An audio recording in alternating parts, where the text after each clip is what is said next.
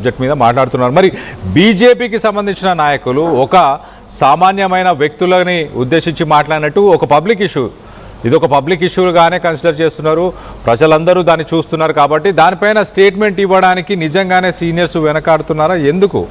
ఇంకా అంటే పార్టీకి సంబంధించిన నాయకుడి కొడుకు కాబట్టి అదొకటే రీజనా, ఇంకేమైనా రీజన్స్ ఉన్నాయా? డెఫినెట్గా అటు బీజేపీ ప్రస్తుతం కూడా కొంత బండి సంజయ్ కుటుంబ వ్యవహారంతో కొంత డిఫెన్స్లో ఉందని చెప్పొచ్చు. ఈ వ్యవహారంలో నేరుగా ఆ పార్టీకి సంబంధించినటువంటి నాయకుడు బండి సంజయ్ కాబట్టి బండి సంజయ్ అంశానికి సంబంధించి ఏదైనా వస్తే మాట్లాడేందుకు కూడా పార్టీ నేతలు సిద్ధంగా ఉంటారు. కానీ బండి కుటుంబంలోని అంశాలు అసలు ఏం జరిగింది, ఎందుకంటే నేతలు ఒకరిపై ఒకరు కేసు పెట్టుకున్నారు, పూర్తి స్థాయిలో నేతల మధ్య కూడా కొంత సయోధ్యత లేదు కాబట్టి ఆ కేసుకు సంబంధించి పూర్వపరాలు కూడా పార్టీకి కానివ్వండి పార్టీ నేతలకు కానివ్వండి కొంత తెలియదు. కాబట్టి అందులో కూడా కొంత ఆలోచించాల్సినటువంటి విషయం, ఎందుకంటే ఎవరు మాట్లాడినా ఏ నేత మాట్లాడినా సరే దానికి సంబంధించి కూడా అది పాజిటివ్ మాట్లాడినా నెగిటివ్గా మాట్లాడినా కూడా కొంత బౌన్స్ బ్యాక్ అయ్యేటువంటి అవకాశాలు ఉంటాయి. కాబట్టి నేతలంతా కూడా కొంత మౌనం పాటిస్తున్నటువంటి దృశ్యాలు కూడా మనకు స్పష్టంగా కనిపిస్తున్నాయి. మరొక పక్క మీరు అన్నట్టుగానే పొన్నం ప్రభాకర్ సైతం అటు ప్రభుత్వంలో ఉండేటు బీఆర్ఎస్ చూస్తున్నాం, అటు రాష్ట్ర పార్టీ ఇటు రాష్ట్రంలో అధికారంలో ఉన్నటువంటి రాష్ట్ర ప్రభుత్వంతో కూడా అటు బండితో కుమ్మక్కైంది. కుమ్మక్కై సీఎం రేవంత్తో కూడా ఈ కేసుకు సంబంధించి కూడా రివర్స్ కేసు పెట్టించడం, ఆ కేసు 8వ తేదీన కూడా కంప్లైంట్ ఇస్తే తీసుకోకపోవడం ఇది అయితే ఏది అది ప్రభుత్వ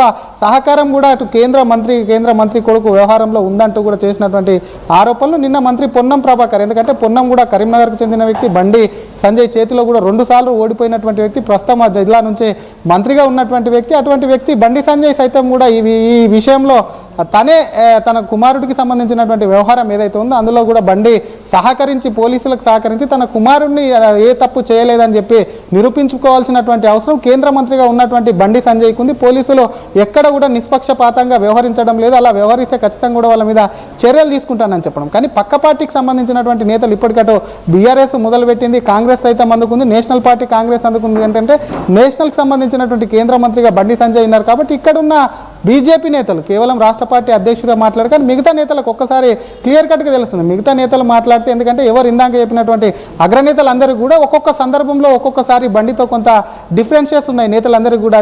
అది కిషన్ రెడ్డి నుంచి మొదలు పెట్టుకొని కూడా ఒకవైపు ఈటల రాజేందర్ వరకు కూడా అందరికీ కూడా కొంత డిఫరెన్షియస్ ఉన్నాయి. కాబట్టి వాటికి సంబంధించి కిషన్ రెడ్డి కూడా కేంద్ర ప్రభుత్వంలో ఉన్నారు, ఆయన ఏం మాట్లాడినా సరే కూడా అటు కేంద్ర ప్రభుత్వ ప్రతినిధిగా మాట్లాడినట్టుంటుంది కాబట్టి ఆయన ఒకవైపు మౌనం వహిస్తున్నారు.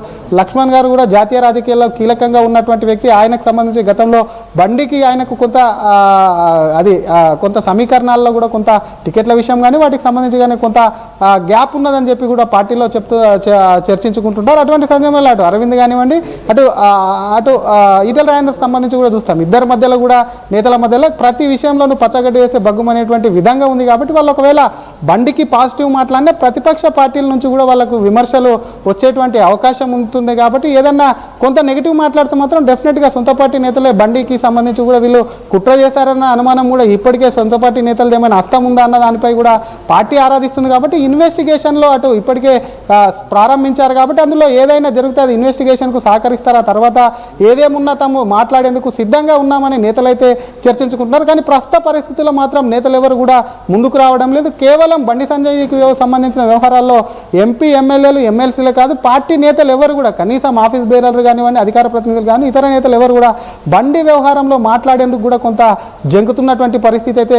స్పష్టంగా కనిపిస్తుందని చెప్పొచ్చు. Kalyan right Sridhar, thanks for the latest update. మొత్తం మీద ఇటు కేంద్ర మంత్రి కిషన్ రెడ్డి కావచ్చు, లక్ష్మణ్ కావచ్చు, ఈటల రాజేందర్, అలాగే ధర్మపురి అరవింద్, రఘునందన్, వీరందరూ కూడా సీనియర్స్ ఎవరు కూడా ప్రస్తుతానికి ఈ విషయంలో వాళ్ళెవరు కూడా ఒక మాట కూడా మాట్లాడట్లేదు. దీనికి సంబంధించి మరి నిజంగానే బండి సంజయ్ని సింగిల్ చేస్తున్నారా, ఒంటరి వాడిని చేసే ప్రయత్నం చేస్తున్నారా, అందుకే అని మీరు అభిప్రాయపడుతున్నారా? మీ అభిప్రాయాలను కింద కామెంట్ రూపంలో తెలియపరచండి. మరోపక్కన ఇటు బీజేపీ చీఫ్ రామచంద్రరావు చాలా క్లియర్గా ఇది ఒక పార్టీకి సంబంధించిన ఇష్యూ కాదు, ఒక పర్సనల్ ఫ్యామిలీకి సంబంధించిన ఇష్యూ కాబట్టి చట్టం తన పని తాను చేసుకుంటూ పోతుంది అంటూ ఇటు బీజేపీ చీఫ్ రామచంద్రరావు చెప్పుకొస్తున్నారు. మరి గతంలో మనం చూస్తే ఇటు పెద్దమ్మ టెంపుల్ పరిసర ప్రాంతాల్లో ఒక మైనర్పై అఘాత్యం జరిగిన ఘటనని దానికి సంబంధించిన ఫొటోస్ని తీసుకొని మరి రఘునందన్ ఎన్నోసార్లు ఆయన ప్రెస్ మీట్లో ఉండి మరి వాళ్ళ కోసం మాట్లాడడం జరిగింది. మరి ఇప్పుడు రఘునందన్ కానీ అగ్రెసివ్గా మాట్లాడే అరవింద్ కానీ మరోపక్కన